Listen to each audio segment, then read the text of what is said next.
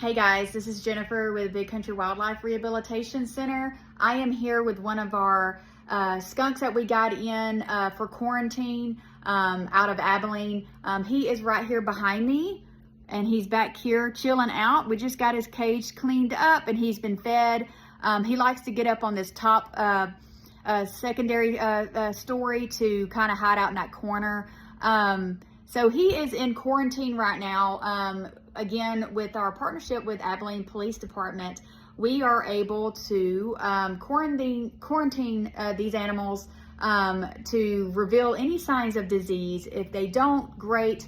They are vaccinated on admission for distemper, parvo, and rabies. The distemper vaccine that we use provides protection within 3 to 4 hours, which we love because distemper is the airborne droplet precautions, and it's easier to contract and harder to contain when you're bringing all these animals in a small space. And disease prevention is obviously one of our main goals here is make sure all of our animals remain healthy while here, treated for any parasites and any kind of disease processes, whether it's an infection or these deadly diseases that they could be bringing in.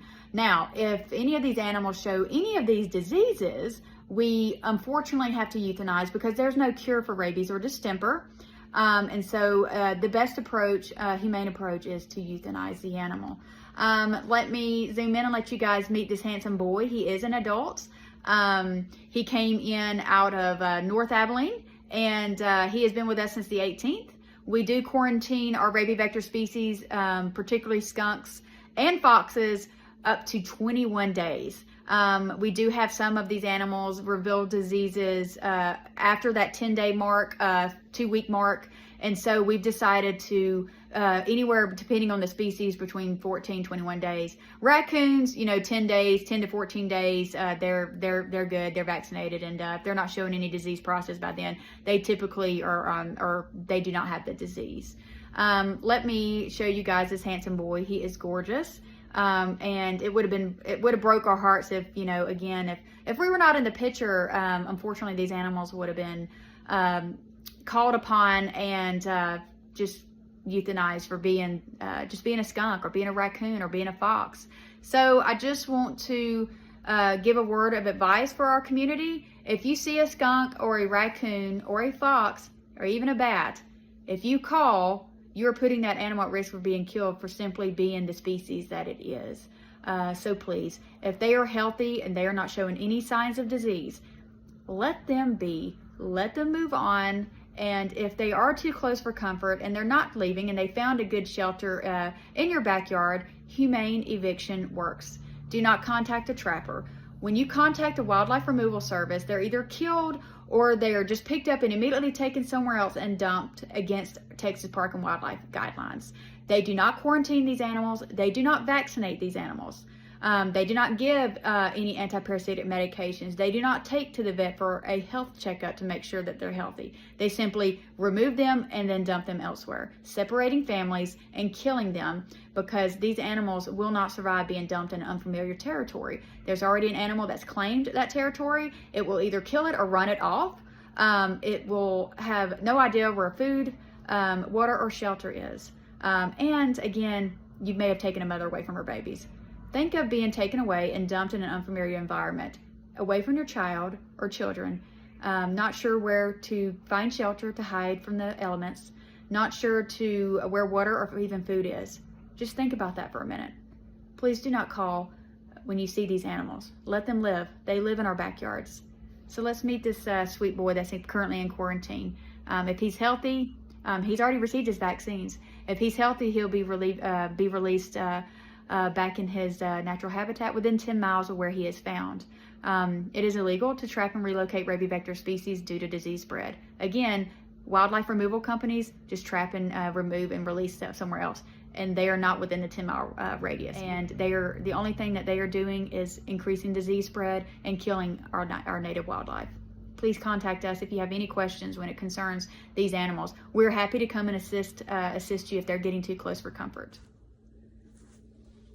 Here's our skunk that we received. He is our first skunk after the other skunk came back positive for rabies.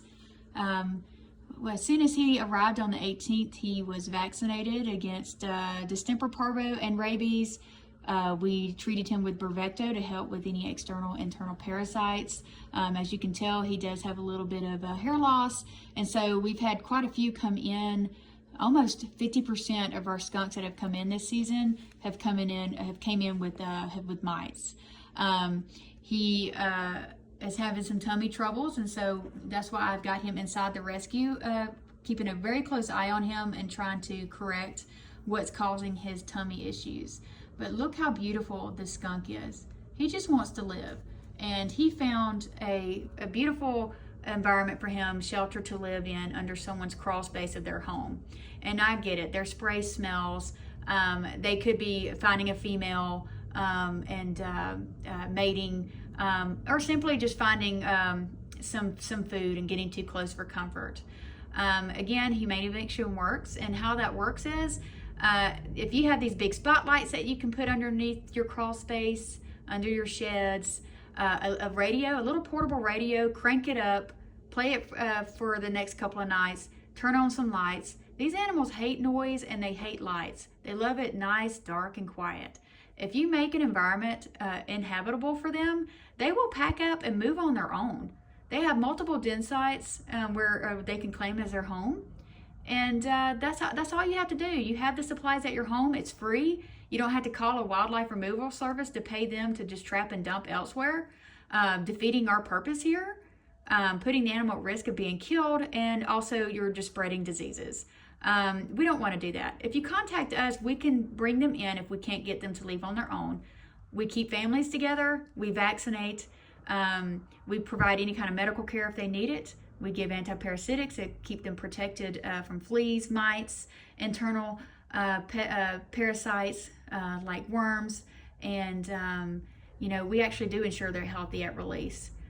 They're also released within a 10-mile radius if found, and we tell homeowners that because this increases their not only chance of survival because they're familiar with the environment, but also this is to help with decreasing that disease spread. However, again, we do vaccinate, so we are fighting against disease spread and preventing these deadly diseases spreading. Please vaccinate your pets. That's one big thing as well. Please do not dump animals that we are seeing very frequently. We had someone dump a dog right outside our rescue, and it was running down the highway trying to chase the car. We were unsuccessful in getting this dog. Please don't dump your pets. If you don't want it, there are so many resources available now to find to rehome your pup. Isn't he gorgeous? Yeah, I'm talking about you. Yeah.